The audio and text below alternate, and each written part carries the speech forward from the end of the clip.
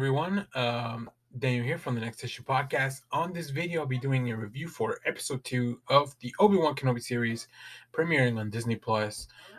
If you haven't watched episode 1 or my review of episode 1, go back and check that out. Check the link in the description because the synopsis for this will contain a little bit of spoilers for episode 1. And then the first part of this video will be spoiler free. I'll just kind of give you my overall thoughts on the episode. Then I'll give you a warning for spoilers, and then we'll get into actual spoilers. So let's get to the recap. Following the premiere episode of Obi-Wan, the Jedi Master dons his robes and carries his lightsaber once more as he embarks on a mission to Daiyu to rescue Leia Organa and learns something along the way that shatters his world. So yeah, this second episode did not wait at all. As we left off in the last episode, Obi-Wan was struggling with the conflict of whether to come back or not to the Jedi as a favor to Bail to rescue Leia. So let's go over some of the credits for this episode, and then we'll get into more of the review.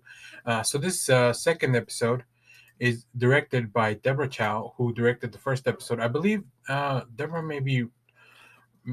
maybe the whole series. So we'll see. It's only 6 episodes. This episode is written by Joby Harold, with a story by Stuart Beedle and Hossein Amini, who are the same cast from earlier in the other episode. Just some of the quick highlights in this episode. Moses Ingram is Inquisitor Riva slash the third sister Obi-Wan Kenobi, of course, played by Ian Mcgregor. We do have a few more people. We have Rupert Friend as the Grand Inquisitor. We have Vivian Lyra Blair as Leia Organa. And if you want to know more about her, check out my first episode for my thoughts on her performance. And we have Sung Kang as the fifth brother. So yeah, we pick up here. There's one more person that I want to talk about, but I'll do that in spoilers. So as Obi-Wan arrives on Daiyu, he's very conflicted still because he's still being hunted regardless of everything that's going on, right? So not only does he want to just try to get this done and come back,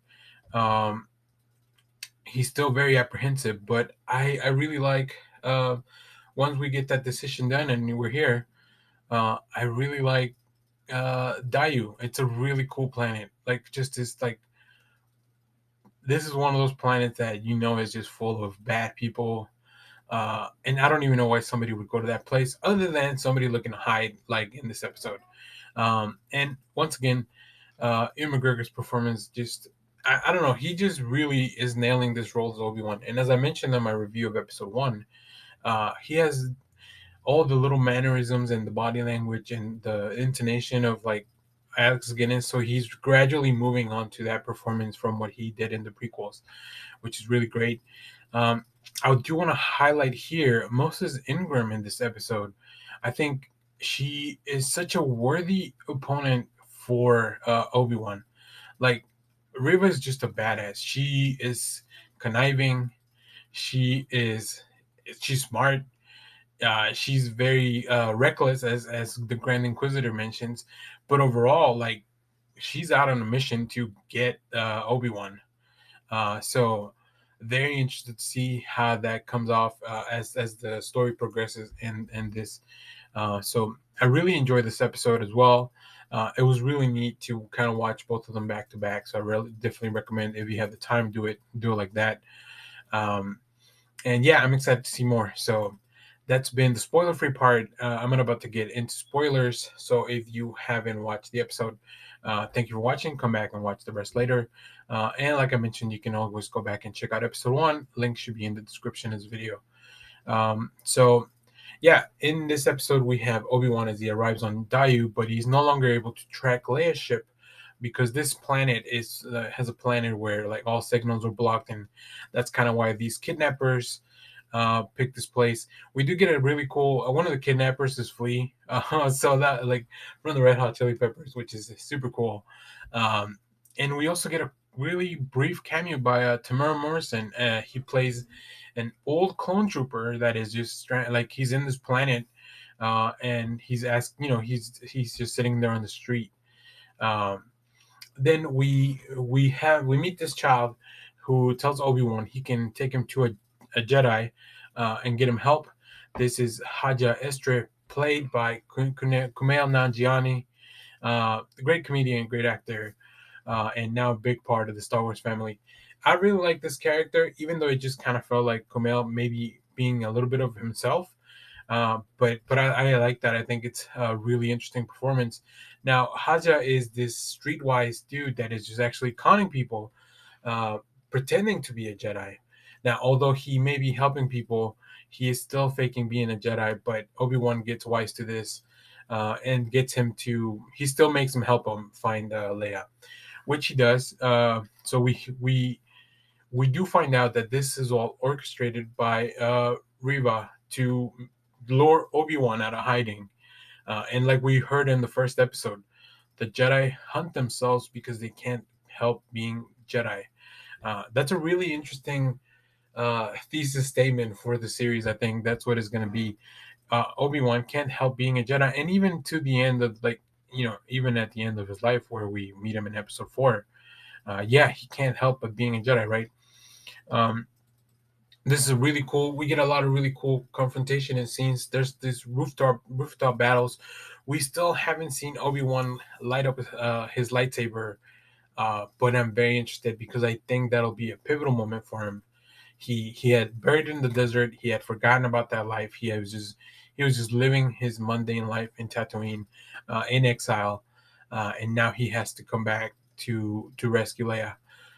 Once again, in this episode, Leia is great. I think Vivian, who portrays Leia, she just really, really like interactions. As normally, kids are written to be annoying and stuff, but Leia is not. I think she's great. It really feels like this little girl would grow up to be the princess that we followed throughout the original trilogy. So hopefully people are enjoying that performance. Lastly, we do finally get a little bit of a confrontation between Riva and Obi-Wan, although there's no actual physical fight yet. Um, she starts messing with Obi-Wan's mind and reveals to him that Anakin Skywalker lives. This is crazy because at this point, like, you don't realize that 10 years later, Obi-Wan just thought that he killed his friend, and he had told the council, uh, he will not, or he had told Yoda he will not kill Anakin, even after everything that he saw in those tapes. So really cool performance. I don't know why the Grand Inquisitor is so keen on stopping Reva's efforts. This that part feels a little weird to me, but hopefully they'll elaborate on that. Also, and this is probably one of the bigger spoilers of the episode, Reva stabs the Grand Inquisitor with her lightsaber, but as far as we know, and you guys feel free to give me some comments and leave some comments there. Um, and spoilers for Rebels, I guess. The Grand Inquisitor dies in Rebels, as far as I know. So maybe this is just a wound. Maybe she didn't really kill him, and you never really know with a lightsaber like how much damage it can do. I think they've very smartly written the lightsaber to make sure that it's a weapon that they can do whatever they want with it. As far as like, you can just injure someone and put him out of commission for a little while, which this seems to be what's going to be happening in this story. Or it can actually just kill somebody very, very quickly at a quick blow or a quick glance. Um, so yeah, the fact that Reva knows that Darth Vader is Anakin. I was talking to some people about this episode, and I think it is because of the nature of the work of the Inquisitors that they just need to know. They have to know this information to be the capable hunters that they are. Plus, they also work with Palpatine, and they've worked under Darth Vader or with Darth Vader, if you read some of the comics and stuff. So, very interesting. And as we approach the last part of the episode, we do close in.